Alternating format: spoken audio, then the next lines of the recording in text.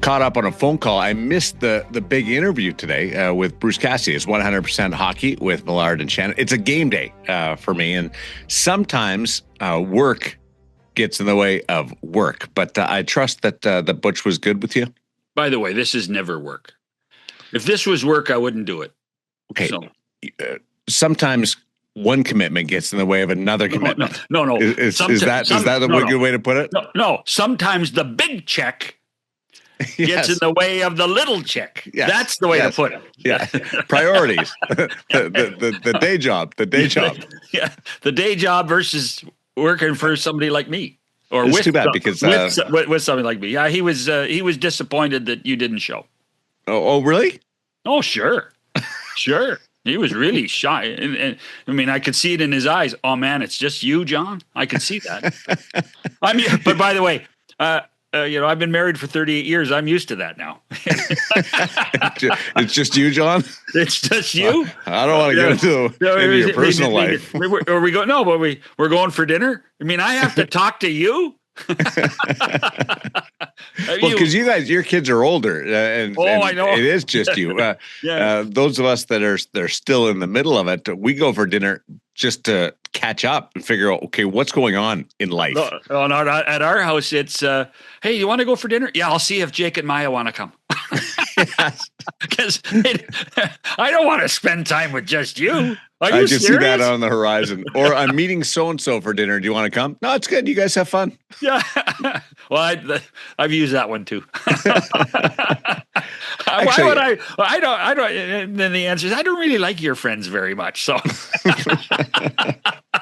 got to meet up with our good friend Bobby Torrance last night for dinner in Vegas. Yeah. Wow. So shared some good stories from our John Garrett days. It was perfect timing. Hopefully he's on the expense account and he bought. You know, I cannot confirm that, but we did have a good meal. And by the way, just as a John Garrett reference you made, our other podcast, 100% Canucks, we had Jim Hewson and Chris Cuthbert reminisce about John, and I will tell you right now, I could see it in both of their eyes. Not only did we have a tear, but we laughed a lot, which is the way Garrett would have liked it. Bob Torrance was the producer of Hockey Central and the man in charge of that department for so many years at Sportsnet, trade deadlines and the like. So just to fill in the background on Bobby T. The Stanley Cup Playoffs have watched another couple of teams depart the field as the Edmonton Oilers and the Dallas Stars, two big powerhouses the last couple of years in the Western Conference, are gone in the first round. So you have to ask the question, and Utah still has a chance against Vegas because they're going home for Game 6.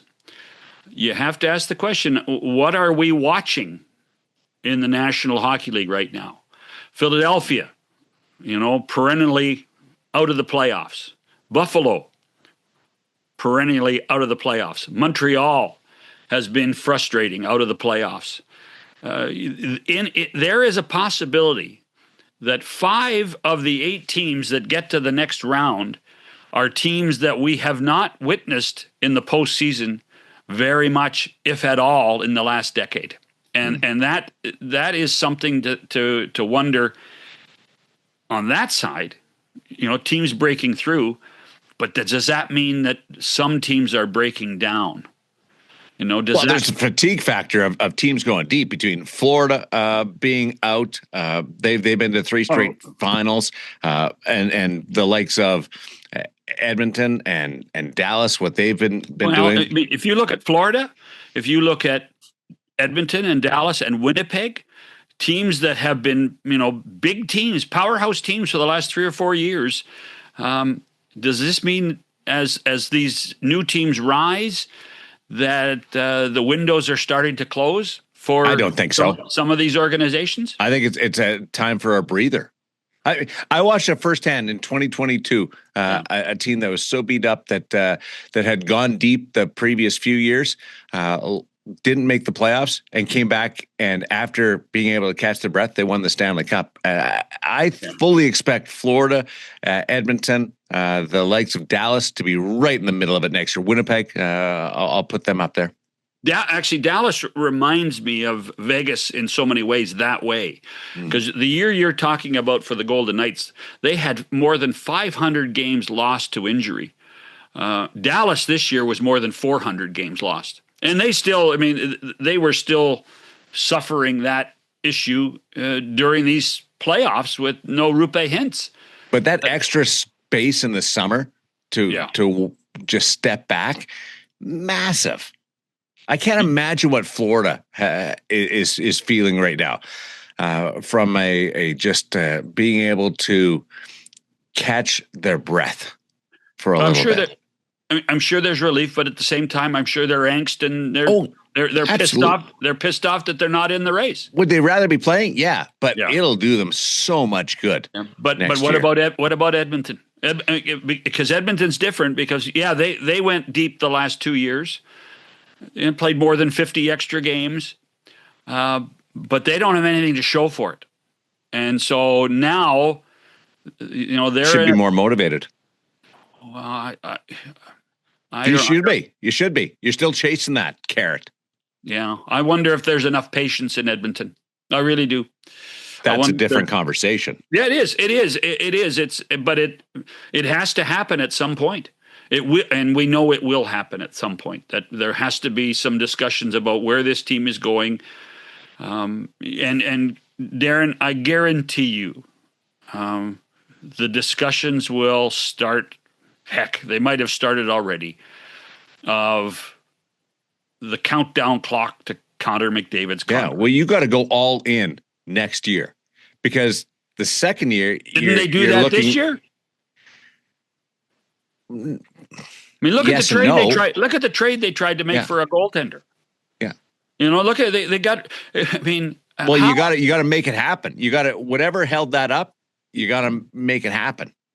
Yeah, it's unbelievable. I know they traded for a goaltender, but you gotta go out and find the best guy in the market. Was Tristan Jarry the best guy in the market? He was good, but available and a veteran. He checked a lot of boxes, but you got to go out and get the Jordan Binnington, and across the board, you got to sell the farm for next year if you're Edmonton.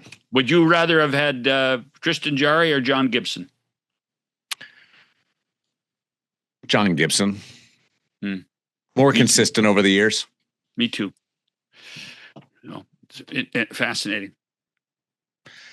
And the Dallas Stars, interesting, go to 3 straight Western Conference Finals and change coaches. And I'm not putting this on the coach, but you got to be careful of what your expectations are and what you see as a success. Eric Tulsky talked about that the other day. You can't be disappointed just if you go deep and don't win the Stanley Cup. They changed coaches after going to 3 straight Stanley Cup or Western Conference Finals. They'd be pretty happy with that right now. Yeah.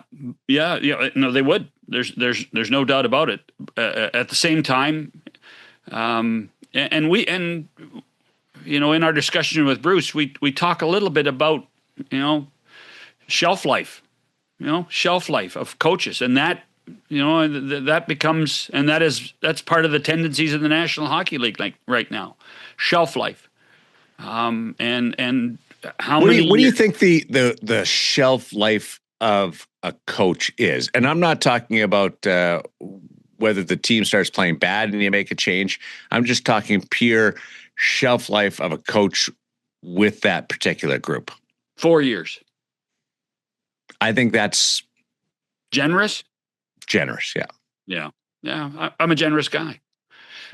But I think you look at any coach in this league, you look 4 years, which is why what Jared Bednar and John Cooper have done is remarkable. At the same time, they've got their names engraved on the Stanley Cup because the players bought in, and then I think in so many ways, a guy like Cooper and a guy like Bednar, they've evolved and more than the players have. And Paul Maurice, our pal Paul Maurice changed more than the players did in Florida. Mm. And so that, it's easier to change one body rather than 23. And that's the challenge now. And I think that you look at where coaching is and what coaching has done, so much more is psychologist and allowing the players to play within their own parameters, just making sure they don't cross the line, and then building a culture for a team to let the players think that they are in charge, and just trying to guide the ship somehow, some way. It's difficult. It's a tough job. There's no question with all the external pressures, ownership, management, fans, media. It's difficult to ascertain what you want to do and how you do it, but you have to find a way to navigate through all of that stuff. A guy like Bednar has done that. A guy like Cooper has done that. Those are the exceptions. I don't think that's a reality going into hiring a coach or a coach going into a team. I think the reality is you got 2.5 years, 2 years, and then your message starts to wane, or the group gets coach fatigue. Yeah, you're not wrong. Mm-hmm. You're not wrong, and so you have to win within the first 3 years, and then I give you an extra year, because if you won, they'll give you an extra year. You'll buy yourself some time.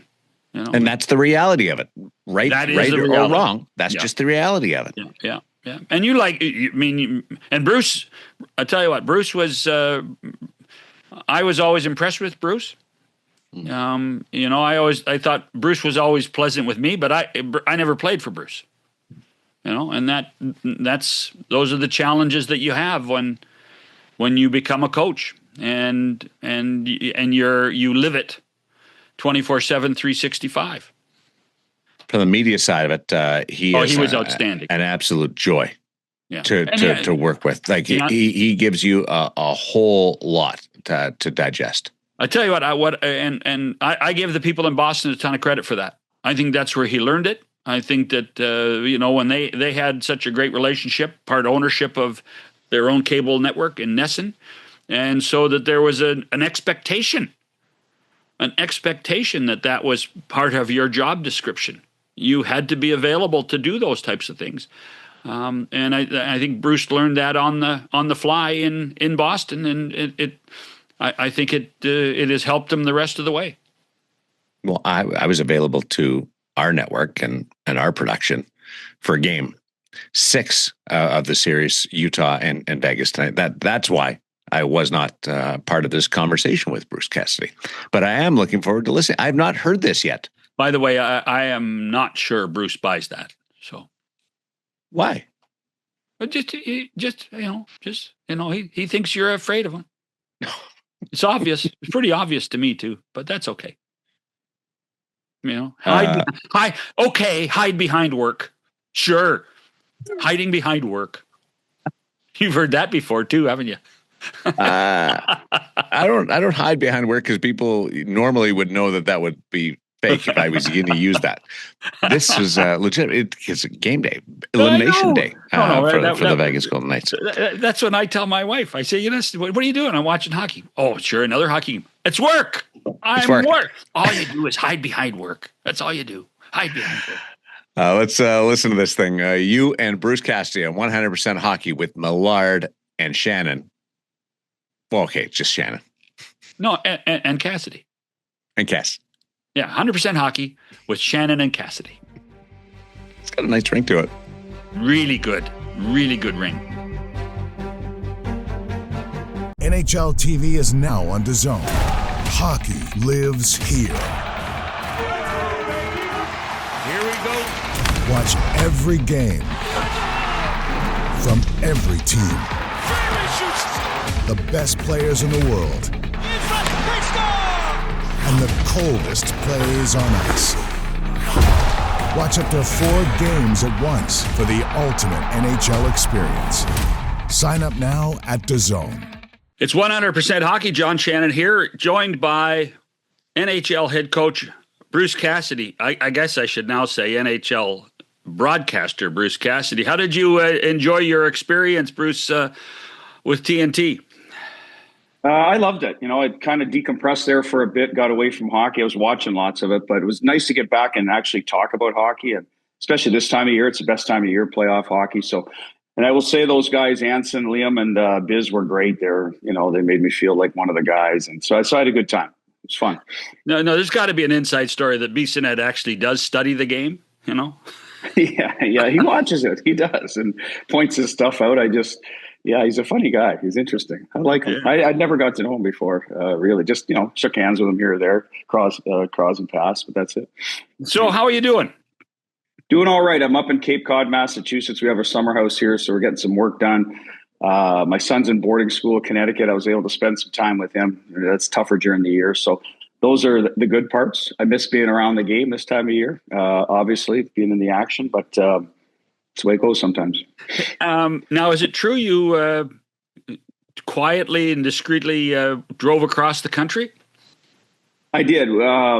There was two reasons for that. We needed my daughter's driving and my son's going to get his permit. So we need at least one more vehicle here. But I could have shipped it, right? Like that's what I was going to do. Then I said, you know what? You got time.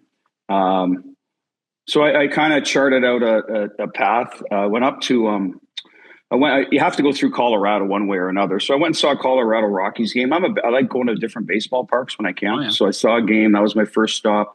And then I went to north to South Dakota. I've never been up there, and I don't know that I'd ever have a reason to go back up there. But I went and saw Mount Rushmore and Badlands National Park. I don't know if you've ever been up that way. It's really.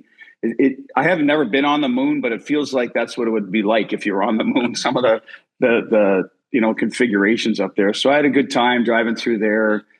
Visited some friends, couple rounds of golf. Stopped in Chicago, see an old buddy of mine. Watched the final round of the Masters, stuff like that. And then the last stop was Cooperstown, New York. I've always wanted to get over there and see the Baseball Hall of Fame. So I was able to divert it a little bit, get through there and still get home. So it probably took 8 days, John, as opposed to maybe 4.5 it would normally take, but it was worth it.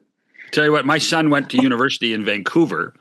Okay. And for 4 consecutive years, we would drive out and I would fly back, or I would fly out and drive back, depending on the year. So I headed down to 2.5 days, Vancouver to Toronto. We didn't waste any time, but I always loved stopping at Mount Rushmore. I always did. I always thought it was the coolest thing.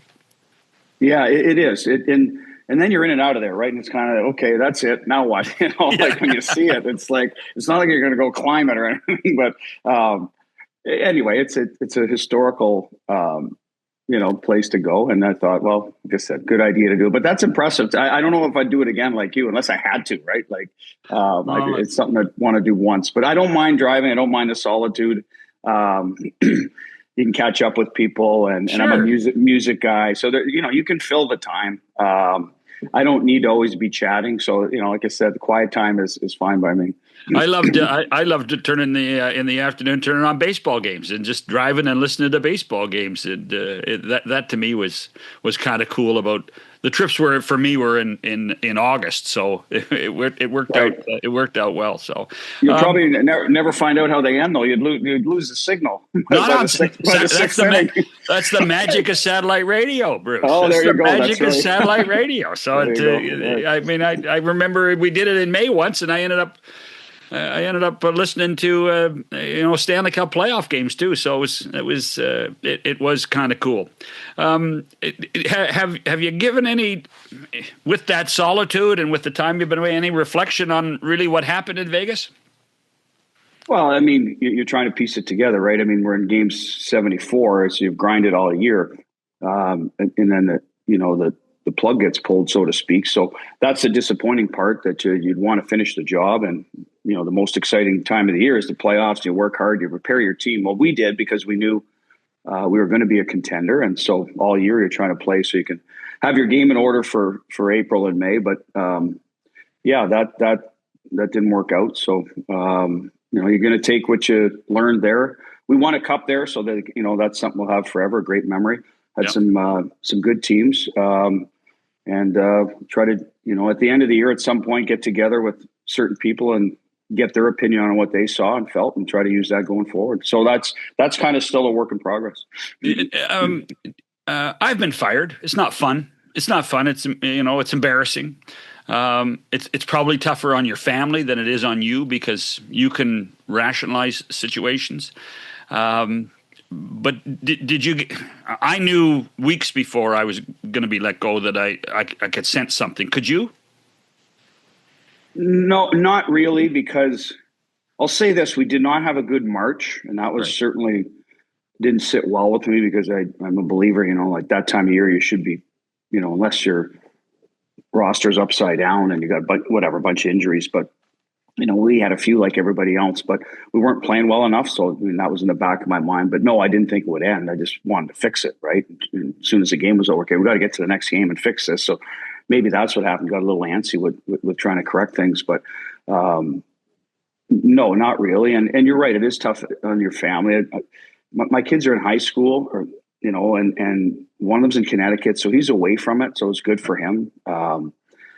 He's doing his thing. My daughter's still there, junior in high school, but she's got a good group of friends. So, she's going to finish high school there and she enjoys it there. So, but, no, I didn't see it coming, but on the flip side, like I said, no matter where you are in coaching any team, if you don't have a good month, sometimes you get worried, or not worried. You wonder, okay, why not the right, whatever, things go through your head, but I still thought I'd be around to fix it. Has it squelched your passion to be a coach? No, that's what I do, and that's what I want to do, and I want to do it as soon as I can. I'm not getting any younger. I don't want to do it forever, but I still want to do it now. It was a great feeling when we won, and not so good feeling we lost in Game 7 in Boston, the final. But it's still a memory I have of that whole journey. Was, other than the final stop, was still something I'll never forget. Right, so that's what I do it for, a chance to win. So I'd like to see what's available this summer. Right now, there's no openings, and you know how the game works. There'll be some evaluation going on throughout the league right now, and at some point, there usually are a few openings. We'll see if one of them's a fit. Here's what's fascinating is that the farther away from this season you get, your stock will rise. That's a reality of the business. And so we saw it with the guy that was a Vegas coach before you, and Pete DeBoer. We've seen the stock rise. And so that to me is a fascination of what happens in this industry. And I don't know what's in your guys' DNA to be able to go and understand that at a certain point, the reality is you are going to be fired. You are. That's part of the business. Well, yeah. The day we sign, we're on the clock. That's the way it works. Yeah. And hey, I got to ask you. You brought up the loss to St. Louis. If I ask you Stanley Cup Finals, do you think about the victory in Vegas first, or do you think about the loss to St. Louis in Boston first? Well, I would have said a month ago, or for sure the Cup win, because I was still with Vegas, right? And the reminders are everywhere. Ask me again now, and maybe in a month. That I do reflect a lot on our loss. I'll tell you that. Because I grew up a Bruins fan. I was a Bobby Orr guy. To be able to, play for that team would have been fantastic. I wasn't able to do that, but able to coach it, next best thing. And then win a cup there. And we have a summer house here. I mean, man, that would have been something else. But so I do think about that one a lot. I don't know if one more than the other, because the cup win is something you go back to a lot. When things aren't going well, you try to say, hey, this is what it looks like when you get it right. So there's a little bit of that motivation. But man, that Game 7, I guess that's one you'd want to go back in time and correct, I guess, somehow. If you'd have a do-over, that would be it. Yeah, it's. I always find when you talk to coaches, they really they enjoyed the victory, but then they'll lament over how they screwed up that, or something happened in a game that they lost. But you learn more, and your players learn more from losses you knew from victories. Correct? Yeah, usually. I mean, there's that saying is there for a reason, and you're 100% right. Like coaches, I think they, in most situations, they go in expecting to win. So when they do win, it's like, wow, that's what we should have done, right? When you lose, you're more like, you're probably harder on yourself. You're like, what the hell happened? What do I got to do? You're a bit of a fixer, right? Like that's just the way it goes. So, but anyway, that, I think about them both a lot, but you're right. The one that got away, so to speak, is one that, kind of you can't shake. We're with Bruce Cassidy on 100% Hockey. We'll have more after this. With the NHL app, you can listen to every NHL game right from your phone. And with home and away broadcast feeds, you choose your way to listen. And he scores! Whether you're at work, at the gym, or stuck in traffic, the NHL app puts you right in the action all season long. Every team, every game, everywhere you go. Download the NHL app and never miss a moment. Welcome back to 100% Hockey. Don't forget to subscribe, YouTube, Spotify, Apple Podcasts, anywhere you get your regular fix on hockey. Joined by Bruce Cassidy. Bruce, you say you've been watching the Stanley Cup Playoffs other than prepping for your time on TNT. What do you make of what's gone on in the playoffs? Well, changing of the guard a little bit. We knew it was coming at some point. We're getting slapped in the face with it. It looks like all at once, right? When you think about Anaheim, Buffalo, Tampa's in a tough spot here with Montreal. Montreal took a step last year, but they're one of those teams you expected. Utah's right there with Vegas. We'll see how that one plays out. So I think sooner or later we thought these young teams would make an impact, but and then here it is. So I think it can be good for the game if these franchises turn a corner. You still like the the old guard. I wouldn't bet against them, especially a team like Tampa. They've been a good team all year. They've been there, so that'll be an interesting one to watch. And in Philly, I should put Talk and Philly in there too. They're in that category. So big test for them against Carolina. Should be a great series. Probably one that not a ton of people watch, but I bet it's really good hockey. Teams that can both skate and check. So that's what I'm seeing right now. I was talking the other day about the physicality of it. It doesn't seem to me, I don't know what you think. I'm not seeing highlights every night of bad hits either, like hits from behind those ones, so that's a good thing. That's getting kind of legislated out of the game. The players are buying into that. You've seen good hits, solid hits, clean hits, but not as many of the ones you see sometimes that are a little bit crossing the line. So that's a good thing too. In fact, but the hockey has been physical. That's that great. We're getting physical hockey. Like last night, Dallas, Minnesota. Some of the hits in that game, whether it be Marcus Foligno or Mikko Rantanen, it was big boy hockey for sure.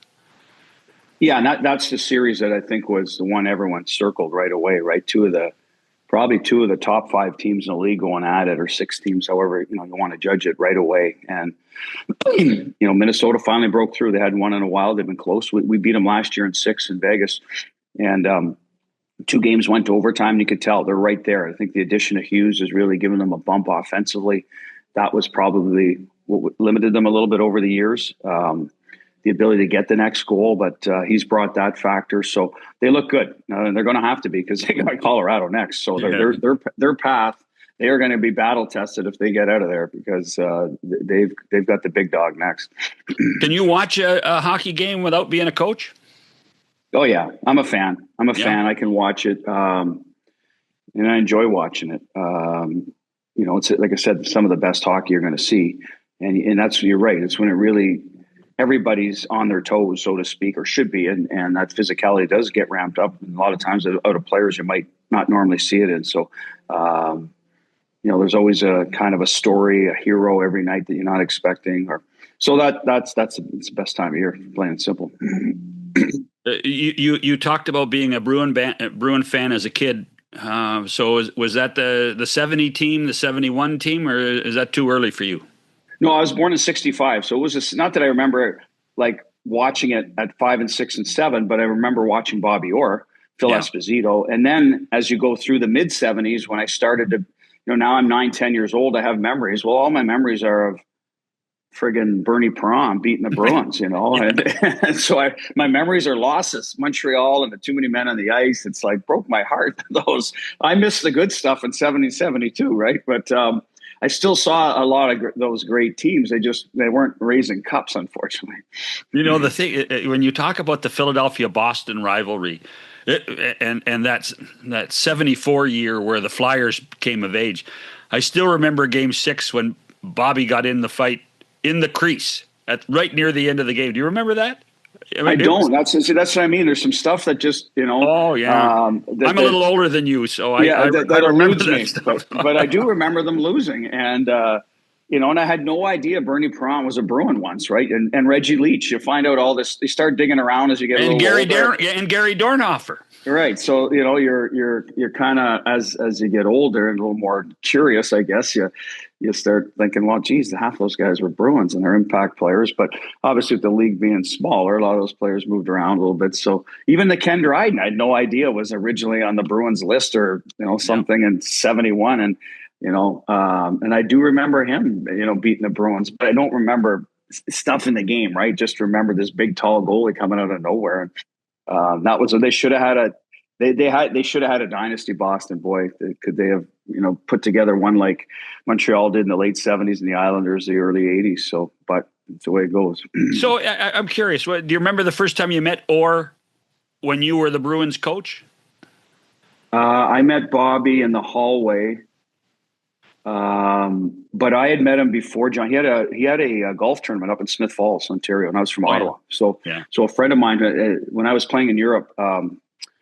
Derek Holmes was my agent. He passed away recently, unfortunately, but he was a good friend of one of Bobby's friends. So I went up and met him there and played in his tournament. So I had met him when I was younger. And then when I had my cup party here in Massachusetts, I invited him and he showed up. Him and Ray Bourque and Z. I invited all the Bruins. I thought that'd be, even though I won with Vegas, I had friendships with Ray. I'm still, good friends with Ray and Bobby. I had gotten to know a little bit in Boston, and Z I'd coached. So I was hoping to have those three legends, even though it wasn't a Bruins party. It was, at the Cup. And unfortunately, Z was back in Slovakia, but Ray came and Bobby came, and I'm eternally grateful for them showing up and being. That would have been cool. That would have been cool. There's got to be a good picture then, the three of you with names on the cup and everything, right? Oh, yeah, there's all three of us for sure, and then some different people jumped in. And Brian Noonan was there. His name's on the cup. He's a good buddy of mine. He won with New York. So sure. We've got one with all four of us, so that was kind of special. You ever talk to Harry about his teams? Harry Sinden? Yeah. Oh, yeah. He was my neighbor in Winchester. I used to go have coffee some days with him. This is when I first got to Boston, so It's been a few years. But we had lots of good discussions, and even the Team Canada 72 team, right? He was a big part of. I've read a couple of books on that. Just read one last year. I forget the name of it, but it was an interesting story how it all came together and almost fell apart. Right, almost fell apart many times. At the time of the WHA. People may not realize that you were you were a high pick for the Chicago Blackhawks, and it just didn't work out. Injuries and your time as a player got cut short because of that. What kind of player were you? Yeah, I like to say I got a scout fired. I actually was a decent junior player. I was an offensive defenseman. I still have actually a couple records. So, but I ripped up my knee playing ball hockey at 18. We just won the Memorial Cup and was getting ready to go to Chicago's camp. Had a chance to stick as a 19-year-old, and I played every summer ball hockey to kind of, because I liked it, to stay in a little bit in shape, and kind of a bad accident. They didn't fix it right away back then. It was an ACL, it was an MCL, it was a mess, and they could have just fixed it, and I would have lost a year, but that's the one thing I regret there, that I didn't get good advice from the doctor. So it took me 2 or 3 years to get back on track. And by then, other people are passing you, right? And that's the way it goes. So I kind of fought my way back into the lineup here and there, but never as a regular. But I think if you look at my coaching career now, probably had a lot to do with why I'm a coach, is the time I spent in the minors being a kind of mentor to a lot of guys. I learned that part of it. That's what Chicago saw me as. So I played with a lot of young draft picks, and you're coaching them while you're playing, and kind of just gravitated that way. By the way, 111 points in your first year with the 67s, not bad. Yep. there's a geez, I hate talking, but there's a Memorial Cup record for most goals by a defenseman in the tournament. So that one still stands from 1984. I had 7 goals. Don't worry. So Panger gets credit. He thinks he was the reason why you were so good. Because he would stop the puck and you could take the puck and rush it up the ice, So. I didn't see Panger much. He was our goalie. I tapped him on the pads at the start of the game. I'll say, "See you in an hour, buddy." Play well. I wasn't afraid to get up the ice, John. That was my kind of thing then. So, but Panger, we were old teammates. We had a lot of different stops. So that's where I first got to know him in Ottawa. Yeah, he was he was a great. We used to play ball hockey before. On the ice before practice, right? The guys that were done school early, and Gary Roberts was there, Adam Creighton, myself, Panger, and he'd play out all the time. He had great hands, like could stick handles, score, and it was a right shot. And I think it was one of the players, Mike James, would be the goalie. Anyway, he was good, and that's probably why he's got good hands in golf. I was going to say that didn't help his hockey career, but it certainly helped his golf time. Oh, it is. Yeah, for sure. And I saw it. He was good. He was legit. So did you know at the end of your minor league career that coaching was inevitable? I'll tell you what happened. I wasn't playing. I think I was 30, and I tore my other knee up, my ACL. By the way, that's another thing you and Orr have in common, by the way.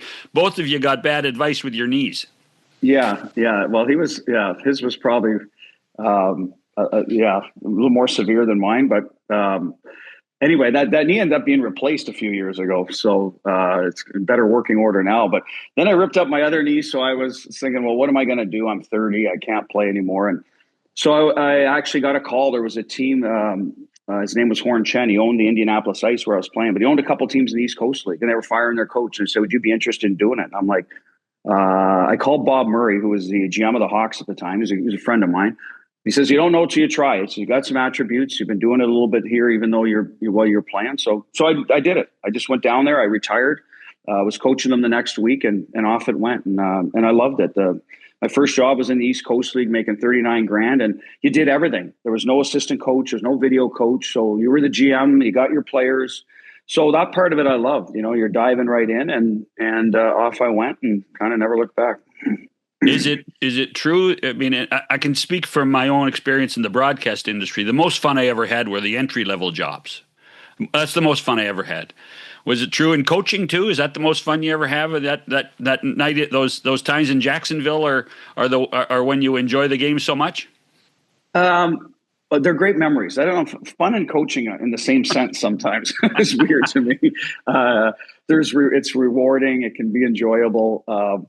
But I look back on that, and it's like, here's the keys to the camper, like drive it. And you did everything. So the buck stops with you. So that part was fun, that you were able to manipulate your lineup, then coach it. And, but winning the Stanley Cup was fun. I will say that. That was a blast on the ice after. And then just that whole last game and that, I can remember probably every game of every series, it's ingrained in you. So that when you have a run like that, it's, it could be once in a lifetime. I don't know if it'll ever happen again. So that part was fun, but in between there's a lot of ups and downs and, moving around and stuff. But yes, I agree with what you're saying. Some of those first jobs were, I went on to Trenton after that in the East Coast, had fun in Indianapolis, did the same thing, coached by myself. I was by myself the first 5 years. I never had an assistant. So I still have some of those tendencies of how I, break down hockey games. But there's a lot to be said for that. Or picking up the pucks at the end of practice. Yeah, you have to recruit the young guys to help you out. And, some days they didn't like you. They didn't want to do it. After you just finished skating them for 10 minutes, they're like, you get the damn puck. So it's like, anyway, that's another one of those little tasks that you forget about. By the way, Horn Chen, when you think about that, you're an Ottawa kid, and then Horn Chen goes and buys the CFL team in Ottawa. Oh, did he? I did. Yeah. Was it still the Rough Riders, or what were they called? I think it was the end of the Rough Riders. He was also known to be a penny pincher. He was. I got to say, he was nice to me. I rarely saw him, but you're right. It was always, kind of I'd get calls from Chicago about, because I had to sign some players in Indy, and we had some of their players. It was a partial affiliation. Like, we're going to pull our players if your guy doesn't pay us. I'm like, I'm just trying to coach a team. I'm not, maybe you should call him. Really? Is that what I need to hear? I'm, my third year coaching ever. And, so yes, I did hear that a few times, but our team's always managed to function. So must have got done in the end. I got to ask you about Washington. How it didn't last long, but what'd you learn?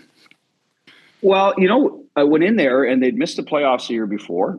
We made the playoffs. We were up 2-0 against Tampa in the first round, then proceeded to lose the next 4 in kind of like heartbreaking ways. So there was a chance for that to get off the ground. If we had won that round, I think we could have got some traction. And then the next year we had a bad start and off I went. So what I learned there is we had I will say this, John, it was a veteran room.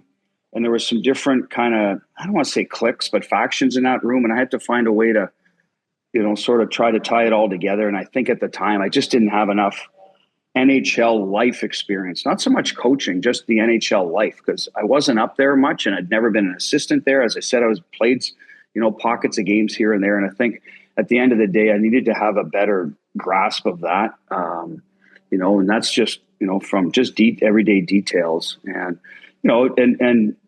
after that, I don't know. It's been such a long time. I honestly, it was learning to deal with star players. Obviously, we had Jaromir Jagr, who was a really interesting guy to talk to. He loved to talk hockey, but he had his moments where he could get very distant with you too. So trying to, solve that riddle was the biggest challenge there.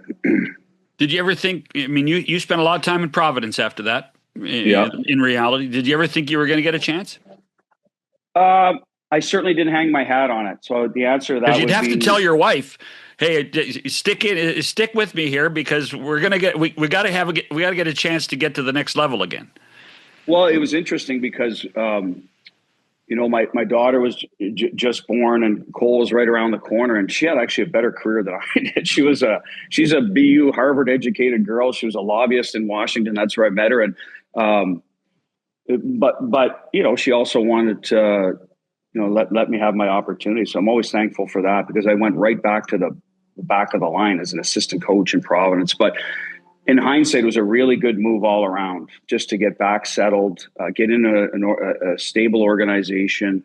I stayed there for 8 years, so I didn't know what would happen. I was Peter Chiarelli, who I'd worked for in Grand Rapids. He was the assistant GM in Ottawa. So, and we knew each other from Ottawa. So he gave me that opportunity and kind of just evolved from there. Went from assistant to head down there to assistant in Boston to the head. So it was a real sort of gradual process. But I think I ended up spending 15 years in the Bruins organization. So again, that ended up being really good for me.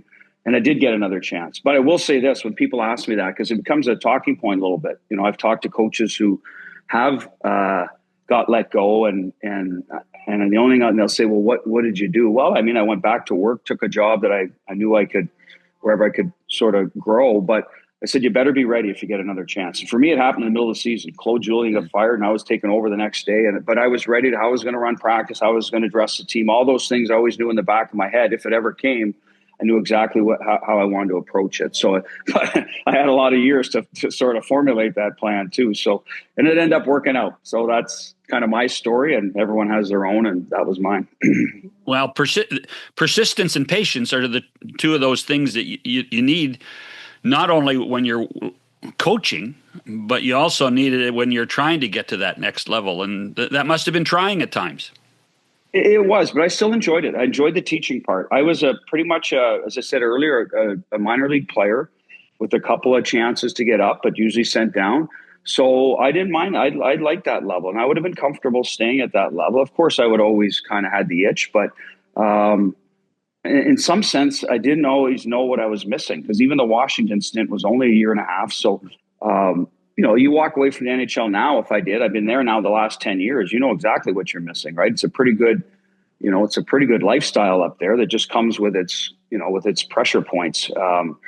But that's how it worked out for me. And like I said, I enjoyed that part of it. So I never got discouraged. And And I'll say this: adversity, just it's never a bad thing. You get through it, right? Like that's part of life. I tell my kids that all the time. You're going to have some ups and downs, and it's how you deal with it. And off you go. So that's how I'm looking at. That's how I looked at it back then. That's how I look at it now. It's been a couple of months now since the Olympics are over. What memories do you have of Italy? Well, I actually played over there at the end of my career in Italy, but I was in where the mountain events were. So I never got back over that way. That would have been kind of cool, actually. But in Cortina, you played in Cortina? Right, half an hour from there. Yeah, oh, yeah. The town was called Allegate in the Dolomites. It was kind of a postcard type of towns, right? But that was in the early 90s. So, but the Milan was not it didn't feel like you're in an Olympic sort of competition, right? It's a big city. There was a lot, daily life was going on there. I imagine like Vancouver would have been something else to be there in a mecca of kind of Canadian hockey. And, but once you're at the rink, it was just such a weird situation with the rink. I don't know if you were over there or saw the rink wasn't even attached to the dressing room. So you're walking about 4 minutes outside, back inside to get to the ice. The dressing rooms are I felt like I was coaching my kid again, there's all cramped in there. And then the next team's right across the hall. There's the US right across the hall with their door open. You can that's normal for an Olympics. That you can pretty much hear what they're saying. The coaches' offices are right beside each other between periods, and they're paper thin walls. We got to whisper if we're going to make any. It was so weird when you're used to an NHL building with everywhere you go, there's security somewhere. It was just interesting that way. And I mean, listen, it's going to be it's a great memory. Other than the final score, that's always going to be a bummer. But I mean, being around elite players, the staff, we all got along. It was fantastic. The GMs were great. It's a really good experience in that regard. We just unfortunately we needed another goal. I can only imagine the dinners. When the lifestyle that you've had that I was lucky enough to dabble in, the most fun stuff I ever did was where are we going for dinner? Well, okay, we're doing that. Who's going to buy the wine? You're in charge of buying the wine, and then just talking hockey. I mean, that must have been glorious. It was, because I'm a hot stover. I like the game. I'm a student of the game. I read about the game. So I love that. I'm not a great storyteller, but I sure love to listen. The year we didn't go, Ken Holland was part of the management staff, and I had no idea. But you talk about a storyteller, great timing, and he is one of the best. I always made sure I said I got to get a chair. I'm just following Ken around, make sure I get a chair where I can hear him because he's so entertaining. So that was a great part. Army has lots of stories, So the coaches talk. Rick Tocchet is awesome. Like he has all the the Gretzky and the hockey team Canada from years ago and being around those guys' stories. So, man, it was, like I said, you're right. That's something I'd never trade. No, it's, I reminisce with guys that I worked with at Hockey Night. The most fun we ever had was Friday nights. You got a Saturday game somewhere in North America, but Friday night you got to go to dinner. And in the end, you're laughing so hard, and more importantly, you're talking the game, and you learn 7 things for the next day anyway. Right? No, you're exactly right. Like even the stories you're learning about, like Kenny had stories about Scotty Bowman, and this best coach that ever coached, and he said, so it's it's not only you're laughing, but you're learning. You're right. Before I let you go, you mentioned Scotty, but that and I wasn't going to do it, but you mentioned coaches. Every year around Hall of Fame night, I go to a restaurant, and at the end of the bar, with his wife, is Brian Kilrea. And and Brian Kilrea's had a huge effect on a lot of people's lives, including yours. Yeah, Brian and Judy. He did, and he got my career going. I got drafted to Ottawa, and he let me. One thing that, like, people ask, well, who do you take from? Well, I took a lot from Daryl Sutter, and I take a lot from Brian Kilrea. He always lets you play to your strength. You have to, follow the team concepts and rules. But I was an offensive guy, and he let me do that, and I'm thankful for that, because some coaches try to change it. Well, you got to take care of this and that first, and he allowed me to do that. So I got lots of confidence playing against older kids. You come into a junior thing at 17, and so he saw something in me and let me get it out. So always appreciate that from Killer. And now here's a guy with good stories. Yeah. he's got, and I know the players he's talking about. That's a good thing because I came from Ottawa. So Right. I'd go to the games when I was 9 and 10, 11 years old. So he'd talk about Ed Hospodar or Bobby Smith, and I would know Jimmy Fox. I knew exactly who he was talking about because as a kid, I went and saw all those players. So I love that part about it. And he still looks good. I missed the reunion a few years ago. It was playoffs. I forget, it was the NHL draft. They did it, but from the 84 team, and I missed him, but I still try to see him when I get to Ottawa if I can. He's a great guy and he was a great coach for me. Ever give you a shit? Oh yeah. No one got off the hook, but at least I was under the radar a lot with him. I'll say that. I was pretty good that way. Well, I'll tell you what, I know it's hard to think, but enjoy your time away from the game for a couple of months. Get recharge the batteries, have some fun, because you're going to be back in it in October, and you know that. You do. Yeah, I mean, I've actually heard that from a few people, and I'm trying to, like, that drive was kind of cool. I had time to do that. Going on the show was kind of, different things that I wouldn't have normally done. So that's great.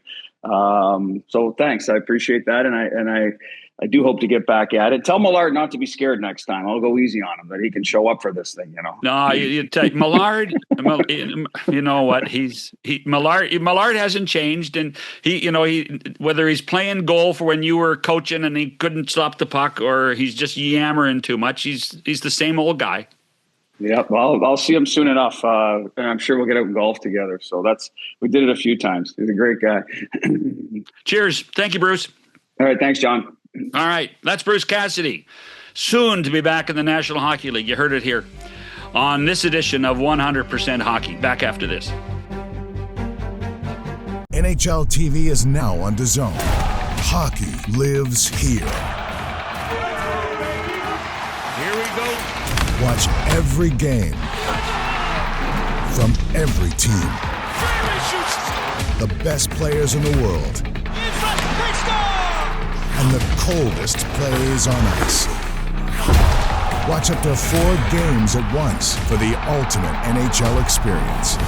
Sign up now at DAZN. I'm glad you guys talked about his cross-country road trip. I love doing that. I've done it a lot.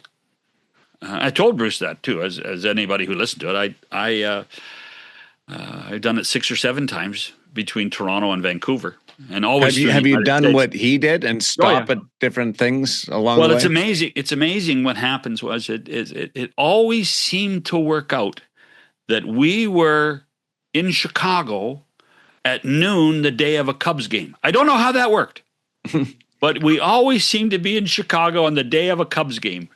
And I could phone a friend and say, listen, my son Jake and I, we're driving to Vancouver, but we just happened to be in Chicago and the Cubs are playing at 1:00. Are there any tickets?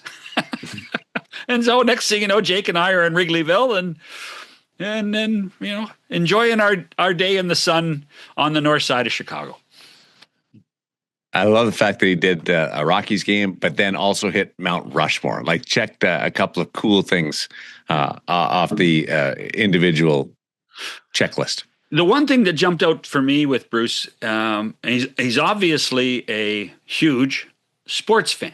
He talked about, going to Cooperstown, going to a Rockies game in Denver, watching the Masters with his pals in Chicago. To me, that speaks volumes of a guy who has some passion for everything other than coaching. Certainly got passion for coaching, but he's also got some time to enjoy. No, he's a baseball guy, though. Yeah. But here's the thing. When he admits that he can actually watch the Stanley Cup playoffs, and by the way, it's the Stanley Cup playoffs, not the NHL playoffs. People, drives me nuts. Everybody's saying NHL playoffs. Even on team websites, they're calling them NHL playoffs. Please call them the Stanley Cup playoffs. Please. Sorry. The fact that Bruce can sit and watch a Stanley Cup playoff game as a fan and enjoy the game for being the game, not making notes. So Yeah. that's good to me. That's good for He me. was just happy to talk hockey again when he was on with the boys at TNT. Yeah. Well, and we did that. That's exactly what we do. And he will be in big demand over the summertime, and he will be coaching in the National Hockey League in October. Guaranteed. I will go to the bank with that. Can you tell us where? Well, there's no coaching vacancies right now, so I'm not going to. Oh, you don't want to. I don't want to. I mean, there's a guy that has the job already. Yeah. You don't want to be, you're robbing Peter to pay Paul by doing that. You don't want to do that. I hate talking about guys getting. Peter already got a job, and Paul's already working. Actually, they're good buddies, Peter and Paul. See, I was kind of happy you didn't show up for the Cassidy interview with his shit like that. I'm just being factual, man. No, you're not. You're just trying to be cute. You're just trying to be cute. Cute. I mean, I was told a couple of times over my life, just don't be you.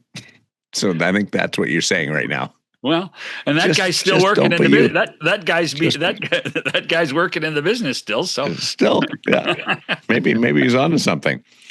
I hope everybody enjoyed it. We will be into the second round next time we pop on.